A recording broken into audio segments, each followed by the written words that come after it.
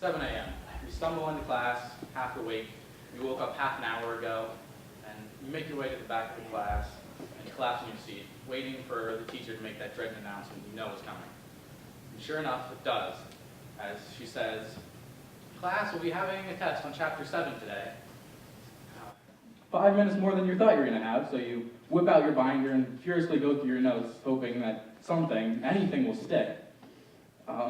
Trying to turn that 5 minutes into the hour and a half it should have been last night. But 5 minutes goes by much quicker than you were expecting, and soon enough the teacher says, "All right, class, put away your books now, we're ready to start the test." And you do just that as you begin to accept defeat. And hoping that maybe you'll be able to bullcrap your way through it and end up with a C, if you're lucky a B. But as the test makes its way back to you, you realize that there's no chance, and it might as well be written in French. So your mind starts to wander to what your parents are going to say when they find out, and how angry they'll be, how disappointed your teachers will be when they say that you should have studied more, and what this might do to your grade at the end of the quarter. Will it be bumped down to a B, maybe a C? Will this affect your GPA at the end of the year? Will your class rank be bumped down? Will the college that you're hoping to get into now, throw your application away because you're bumped down a little bit more just because of this test? And then you snap back to reality and realize that 10 minutes have gone by and you still haven't written your name down. See, if you were to walk into a class 10 minutes before a big test, you'd see 10, 15, 20 students on the verge of panic attacks, all testing each other wildly and looking through their notes. It's not exactly a great learning environment, but these are all students with excellent academic records. Why are they so worked up over this test? They've had hundreds, thousands before that they've all done very well on. Why are they so nervous about this? And it's because ever since they were small children, in elementary school even, their parents or teachers would say, "If you don't get a good grade on this test, you're going to end up flipping burgers at McDonald's." We've all heard that before. Many of you may have said it, and I know I've heard it before. And it's because of this that students feel that every test is the difference between becoming a success or failure.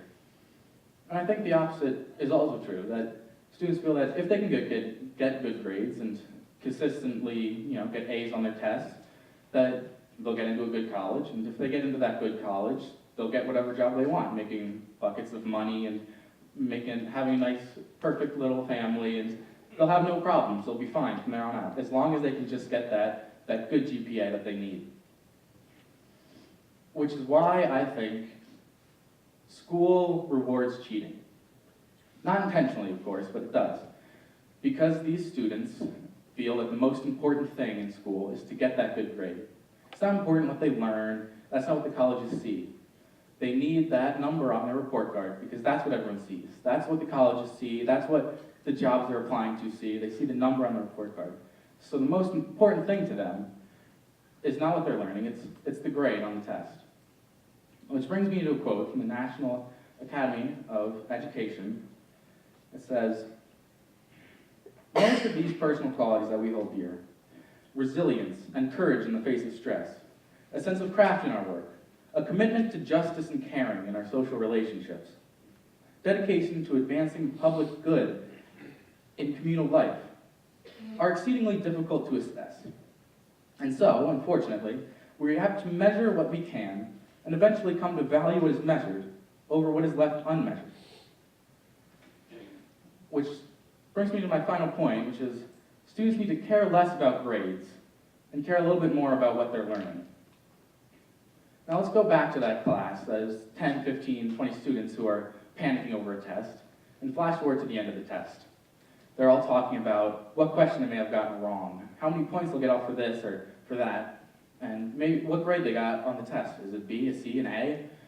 But you won't hear any students saying, "Man, I better go back and learn that. That was interesting. That could be important. I didn't know that, and maybe I should." And I think that's the problem. The students don't care about what they're learning. They care about the grade on the test. And it's not just the students either. Parents, when your student comes home from school, how many of you ask, hey, how'd you do on that test? Did you get a good grade? Do you have any tests coming up that you have to study for? I'm sure many of you do, and that's important because grades are important and they're important to your child's future. But how many of you ask, what did you learn today? Did you learn anything new? Can you talk about something interesting that happened in school? My dad always just asked if anyone barfed on my shoes that day, but that's a different story. And I'm not saying I have some grand solution for this problem, but I do know that we can change our attitudes. That everyone needs to change their attitude towards learning, towards school. We have to stop treating it like a job. Like we have to wake up at 7:30 to suffer through this day, and hopefully I'll get through it so I can just have a break at the end of the day. I suffer through this lecture, and hopefully I can make it to lunch. And treat it like an opportunity to learn. One phrase that I hear a lot, that I've even said myself once or twice, that I hear many of my fellow students saying is, when are we ever going to use this in our lives? When is this going to be relevant? And maybe it won't be, maybe it never will be. That's very likely, but that's not the point. The point is that you have an opportunity to become more intelligent, to become a smarter, more well-rounded person. But all they care about is getting one step closer to that perfect little life they had planned. Nothing should get in the way of that. It should just be their path to this beautiful little utopia that they have planned out for themselves. When they have this opportunity to become a better person, all that matters is that vision they have for the future. So I think students need to spend a little less time chasing this golden idea of what their future could be, and a little more time experiencing life. To spend a little less time visualizing this beautiful utopia they have planned out, and a little more time in experiencing this short time they have on this planet. Thank you.